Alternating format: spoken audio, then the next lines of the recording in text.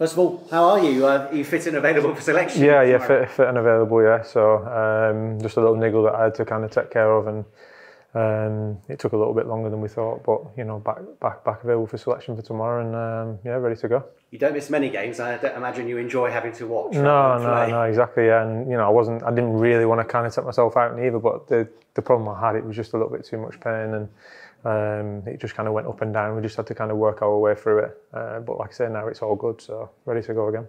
How do you, as an individual and as a squad, reflect on the last few weeks and results? Yeah, I think for us as a squad, we kind of know that it's probably not where we want to be and the level that we want to kind of play at, really. I think performance-wise and results-wise. You know, so we've got a kind of little mini season now, if you want to say, so last kind of 8 games, and we want to try and win as many as we can and get the performances right, and you know, finish as strong as we can. From your experience, when results don't go your way, does that play on your mind going into your next match? Does it impact performance? I think sometimes it can do with just the general human nature of confidence, and you know, kind of losing has a different effect than what winning does. So I think it's our responsibility as players, and obviously the gaffer as well. He's kind of just said, listen, just keep kind of going with what we're doing, and hope for the performances turn and then the results do as well. I think for us as players, we're just trying to focus on each individual game. They come so thick and fast. When you do lose one, you've got the opportunity to put it right. So I think that's what we're focusing on. Focus on Friday, and then you know, hopefully get a good result, and then we've got another quick turnaround ready to go on Monday.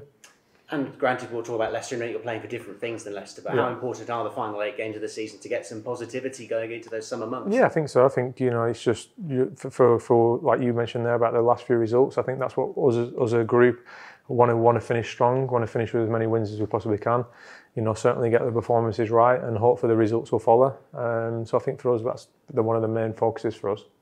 Liam says he hasn't spoke to the players yet about futures. How does that affect you going into the summer, not knowing your long-term? Yeah, I mean, obviously I've still got I've had no contact, I know nothing. And I think for me, it's just focusing on these last 8 games as an individual, and hopefully help the team finish as strongly as possible. And you know, we'll see what happens. And I just want to enjoy it, to be honest, as well. I want to enjoy playing. And that's it, really. That's all I can do. From your point of view, I imagine you're open to sticking around. Yeah, exactly. I've said it numerous times, said it for a long time, but I think that the ball's not in my court, it's certainly in theirs. So like I said, I just want to enjoy playing, you know, hopefully get the results, you know, enjoy playing in front of the fans, and you know, we'll see where it takes us. Is there less of a novelty facing Leicester on Friday, given you've played them already this season? I think so. You know, it's just kind of the next game now. You know, it was a great kind of experience for us to go back, and you know, it's always nice to play a club that's obviously very, very close to your heart. So I think for us, obviously, for me, and you know, certainly for Kingy as well, it's always nice to see a club that you know you're very, very fond of. But at the end of the day, it's our next game, and we want to get 3 points, and you know, hopefully we do. Most players maybe get a round of applause. I think it was a bit more than that from the Leicester fans. Yeah. Was it emotional at all? Yeah, it was, and you know, I've said numerous times over my career since I have left, is that you know, the way they were with me as an individual, me personally, playing and non-playing, because I did have, you know, quite big injuries there, and the way that they supported me, the club itself, the fans, you know, they were amazing, and I think that's one thing that I'll never ever forget. So I'm always, you know, very, very thankful to the club and to the fans. But like I said, it's our next game, and you know, we'll play against them tomorrow. And like I said, hopefully we do get the 3 points. How do you beat them? I think you've got to, you know, try and keep a clean sheet best you can. You know, the way that they attack, the way that they keep the ball, you know, is very, very good. And we've seen that over numerous games this season, and there's a reason why, you know, they're at the top end of the league. For us, we're going to have to be strong. We're going to have to be, you know, kind of hopefully give them as little, you know, kind of pressure on our goals as best we can, and then if we can turn the ball over, be better on transition than we were at their place. I thought we give the ball away far too easily, so if we can do that, gain yards up the pitch, and hopefully, you know, cause an upset like we have done it in the past. And a big crowd, normally we say how important are the fans, but do you as players want to give them something to cheer about? Yeah, I think so. I think for you always want to go out there and you always want to kind of perform and put on a show for the paying fans, and I think that's what, you know, we want to try and do. You know, finish strong, finish these last 8 games as strong as we can, and hopefully get smiles on faces, and you know, get the crowd cheering. Thank you. Thank you. Really stupid question, but you said there about the difference between the atmosphere when winning and when losing. Yeah. Can you, as a player? Yeah, I think like it's just, I think when you win, you kind of a little bit more upbeat, and when you lose, you kind of kind of overthink certain situations, and I think the gaffer's kind of come in and basically said that, you know, emotionally he wants us to be a little bit more kind of stable and not have the kind of the roller coaster ride or the up and down. So I think that's what kind of, you know, the group's kind of working on, so that when we do win games, it's not going too high, and when we do lose, it's kind of not thinking it's the kind of the end of the world, really. So I think that's obviously for us something that we need to kind of get better at, I think, as well. And I think that also comes with maturity from certainly some of the lads, because obviously we're still quite young. But I think when you do win games, there's a better feeling about the way that you are playing. So I think that's what I said there in the last 8 games. We can get a couple of wins together and we'll finish as strong as we possibly can. And you know, like I say, some positivity. Where do you, because you've kind of taken a step back to an extent, because you've been injured. I know you played QPR, but where do you think it hasn't gone right? I don't really know, really. I mean, I think there's certain parts of each game that have been good, and then there's certain parts that obviously haven't been to the level that we have been in the past. And I think sometimes that happens with, you know, kind of performances do kind of vary. But I think for us it was second balls and kind of being sometimes a little bit more, we were getting, you know, out physical really by certain teams. And I think that's something that we've not had too many times. So I think that was one of the things that we were kind of a little bit upset about, a little bit kind of annoyed about, that certain games kind of passed us by. So I think for us now, we've just kind of got to go out there, enjoy it, you know, kind of be on the front foot and see where the games take us. Because I think when we don't think about too many things, we perform sometimes. So I think that's all it is, just enjoy the game, go out there, smile on your face and see where it takes us. And how much of a kind of a role have you tried to play when you've been out? It's hard, you know, when you are out, you know, you want to kick every ball, and it's harder watching, to be honest, than it is playing. So I think for me, it's kind of just kind of keep your heads really, not overthink certain scenarios. There's been 1 or 2 chances in games. If we'd have took them first, we might not have lost the game. So I think that's always hindsight a little bit. It's a beautiful thing, but just kind of keeping everybody as calm as possible, really, you know, and making sure that, like, when you do go out there, that you do feel free and you do feel you're able to make mistakes in the right areas. So, because obviously that's what the gaffer wants. The gaffer wants us to play with freedom and be able to express themselves in the final third. And I think that's something that we've got to try and get better at. Maintain a little bit more attacking threat. So you've been saying that too? Yeah, no, it's just basically like for me, it's kind of like following what the gaffer's kind of said, really, and just kind of making sure that the lads are, you know, just kind of go out there and enjoy it, you know, the best you possibly can.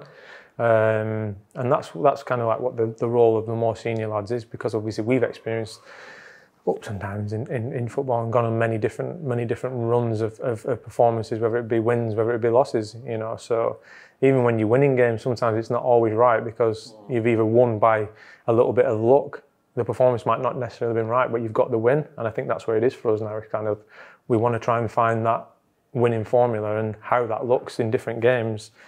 Yeah, great, it would be fantastic with the performances, but, you know, when you win a game, it does change the perspective for certain things. Is there, to change it, which I guess if it was to change it would only be one game, but it could then lead to other things. Yeah. And I guess you don't know what it is until after the event, if you know what I mean. Yeah. But is it just like a moment, or is there a feeling that, well, actually, if we keep sticking to something, it will come good? Yeah, I think there's certain elements of the game that people might not necessarily see week in, week out, but there's certain elements of the game that we know that if we keep sticking to, that something will click and it will get, you know, a little bit better than what it has been recently. And we just kind of need that to happen. But we're the only people that can make that happen, and that's kind of what we've been saying. You know, we can't just keep saying it on the training pitch before the game. We've got to go out on the pitch and make it happen. And that's what we're trying to do as players now, you know, moving through this kind of last 8 games. And it starts, you know, tomorrow with a very, very tough game. But I think it's one of them games that you've got to go out there and relish playing against a top team. And that's happened numerous times this year already.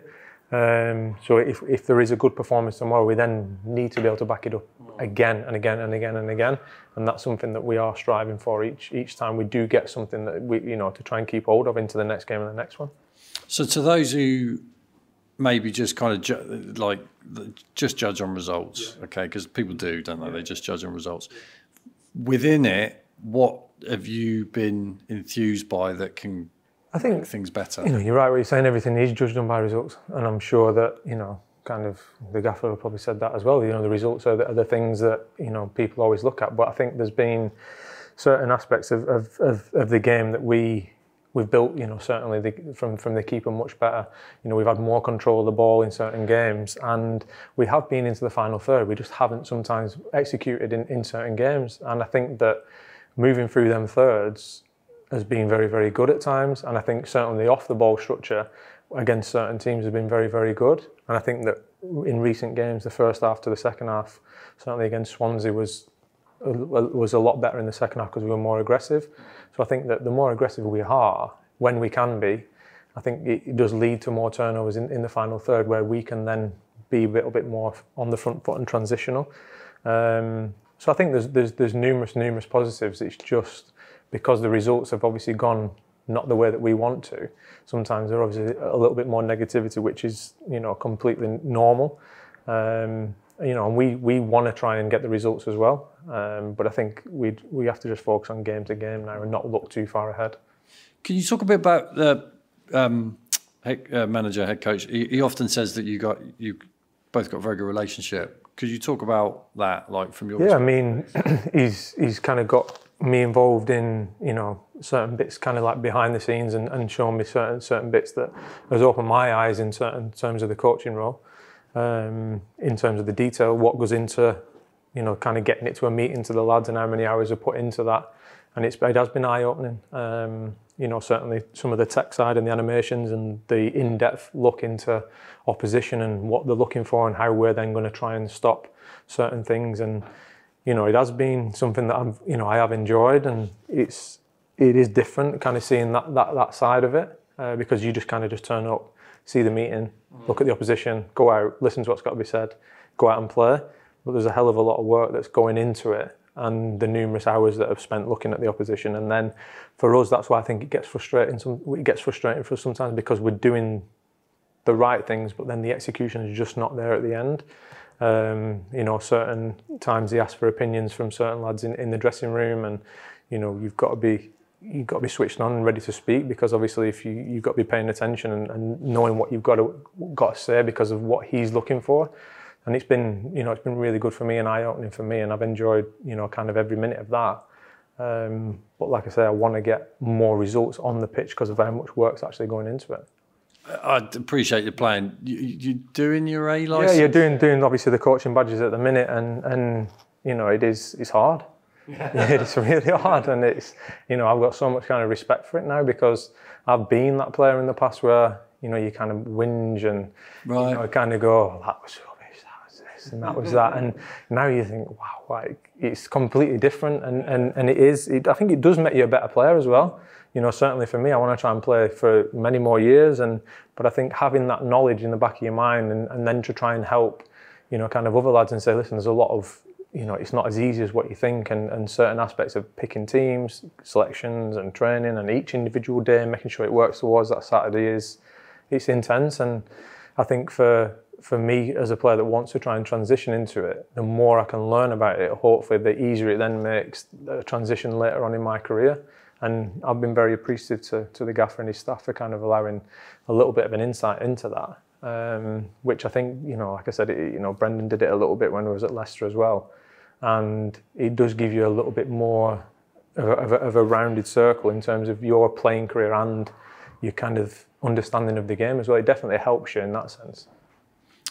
From October, was it September or October, the first game?